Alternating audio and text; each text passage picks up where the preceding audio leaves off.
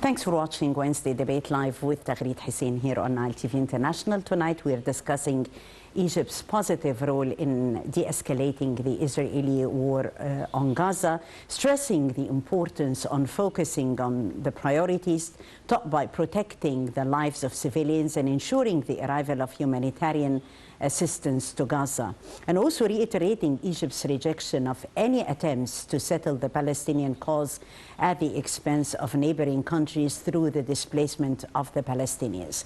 President Abdel Fattah al-Sisi has repeatedly condemned the actions of Israel, the targeting of civilians, and the collective punishment that inflicted upon Gaza. Throughout the last period, Egypt has been calling for an immediate, sustainable and non-conditional ceasefire.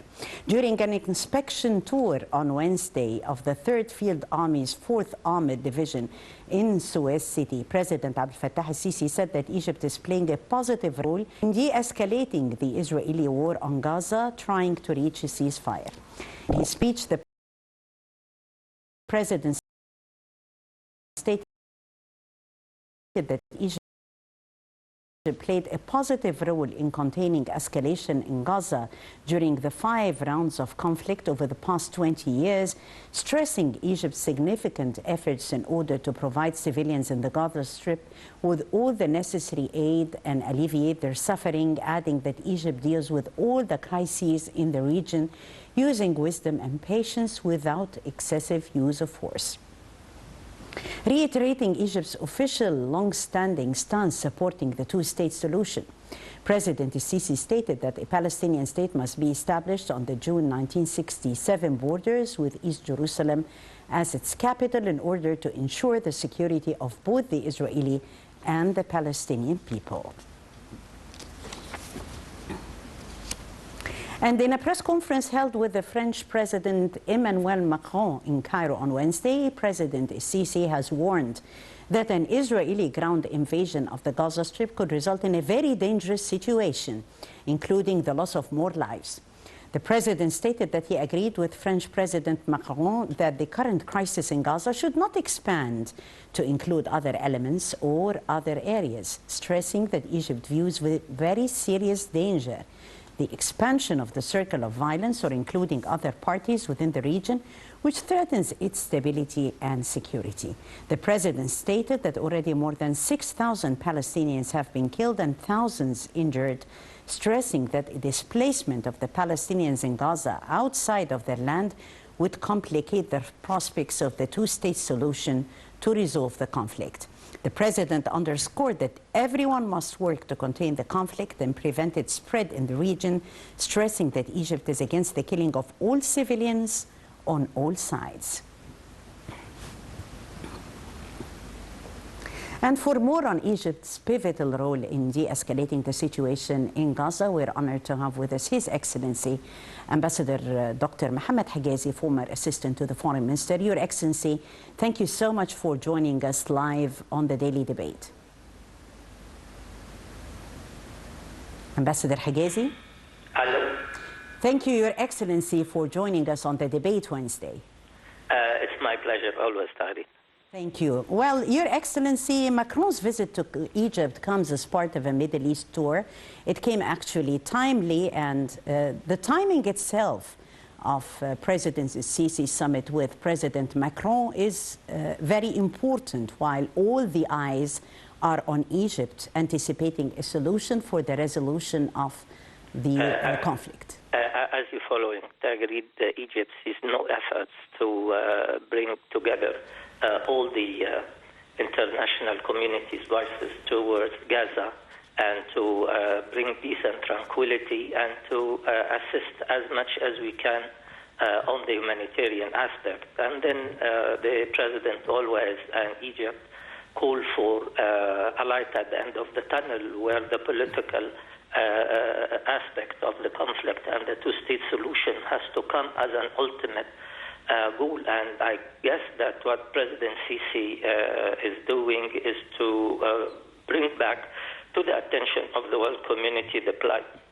of the Palestinian people and the carnage committed by the Israeli mighty Air Force against civilians. And this is indeed a crime against humanity and a clear breach of international criminal law. And I think that the presence of President Macron after the global summit that we hosted in Cairo is a manifestation that Egypt has become the reference to peace and tranquility in the very unseen before situation where civilians are killed with the cold blood in front of the world community without any condemnation.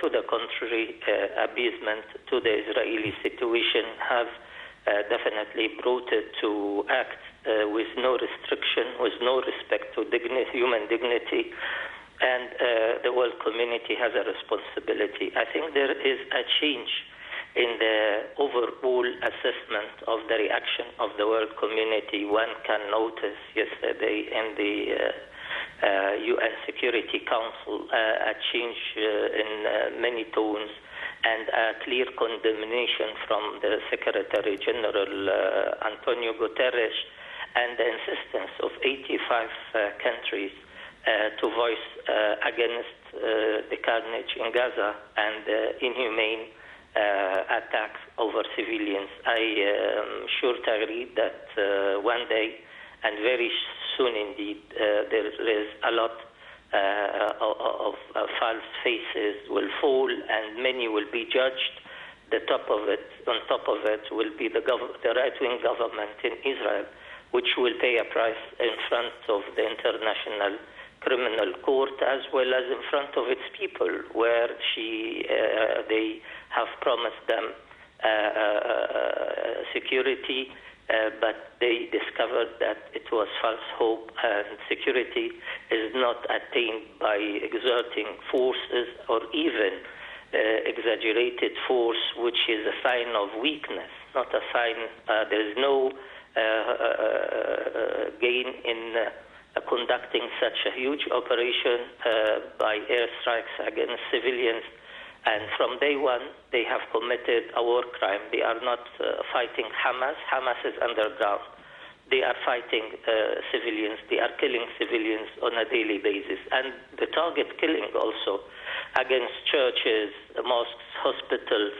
And while we are talking, they killed the family of Hegazy correspondent Wael al-Dahdouh with the cold blood. So you cannot pick and kill like this family of a journalist who is just doing his job in the battlefield. I think the world have seen a lot of what is barbarism, because before international law, wars before Geneva Conventions, wars has no restrictions. After Geneva Convention, there were restrictions to war. There is rules that has to be respected towards civilians in particular, which is forbidden by international law to touch on. And if you are fighting, you fight warriors like you are, but you do not really target killing civilians. I am extremely upset, Tagreed, for what has happened and the silence of the West in particular. And the U.S. support to Israel, unconditional support, which is truly what has brought this right-wing government that has no answers to the situation. They don't have any strategy but to kill civilians. Yes, as Your Excellency has wisely put it, and the President earlier in the press conference had given more than one message and warnings, Your Excellency, on the keenness emphasizing Egypt's rejection of any sort of deliberate practices against the unarmed civilians. Well, yesterday, His Excellency Egypt's top diplomat Sameh Shoukry has also outlined in his speech that the number of victims are definitely increasing and exceeding limits with the wartime machine, which is non-stop. So, Your Excellency, Egypt's vision today before the whole world, and there has been continued concerted efforts on the diplomatic front to solve the crisis.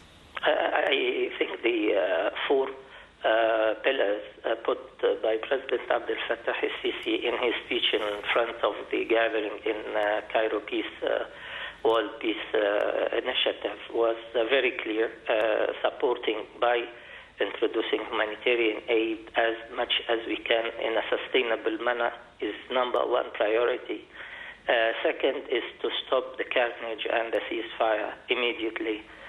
Then to allow the search for a mechanism to allow us reach the ultimate goal, which is the two-state solution, the only guarantor to the Israeli people for security and to live side by side with the Palestinian people. I think last night at the Security Council, when 58 countries decided to speak, it was like a popular tribunal. It was a clear court of justice, a popular court of justice. Besides the movement, the popular movement in the streets and squares of London, in Washington, D.C., in the Congress itself, in Paris, whatever the leaders are doing to appease this Israeli situation and not to read the true image of the civilian killed in Gaza, it is appalling, and it is really a matter that shows you that those who talk all the time with you for human rights are the first to breach human rights when it comes to their interest. And I don't know which interest is this in seeing other people killing with no restrictions. As I said, the Geneva Convention was clear after the First and Second World War to define the rules of engagement, the rules of war. And if we do not respect what we have seen in Gaza, is proven that barbarism and Zionist movement is truly acting like those who have attacked them. The Jewish people, I'm sure, has developed also their own principles, and none of it related to what we are seeing. Zionism is truly causing damage to our region, and those who are committed crimes has to come to the court of justice after the silence of the guns. The moment the guns are silent, those people will pay a hefty price in front of the world community, and we have to bring them to justice. Everything is documented. Your cameras, media, people worldwide has documented. I was just mentioning the killing, the target killing of a family of a journalist who just carried his camera to cover. He was doing his job. Shireen Abu Akleh was also another journalist. Like 18 journalists were target killed in such an act. And as I always say, Tagreed, if we do not say the truth, those people will continue in doing what they are doing. They have done that already in front of us in 2008 when the UN has decided to send an investigation, and the investigation came with a very important report. None of the outcome of this report was taken care of. The report is on the shelf, but the killing of 2008 remained untackled. And then because of that, 2008 became 2012, 2014, the same carnage. But this time, it's madness, and it is an act of violence that is not predicted within the normal or the logical analysis of the situation. If you want to fight Hamas, but don't kill civilians. The moment they have decided from day one to bombard civilians is the date where we have to judge Israel. This is a community without principles that they have to pay a price, and their leaders, the right-wingers, has to be brought to the International Court of Justice. Thank you so much for reading with us the situation and developments on the ground. Your Excellency, Ambassador Dr. Mohamed Hegazy, former assistant to the Foreign Minister. Well, we're still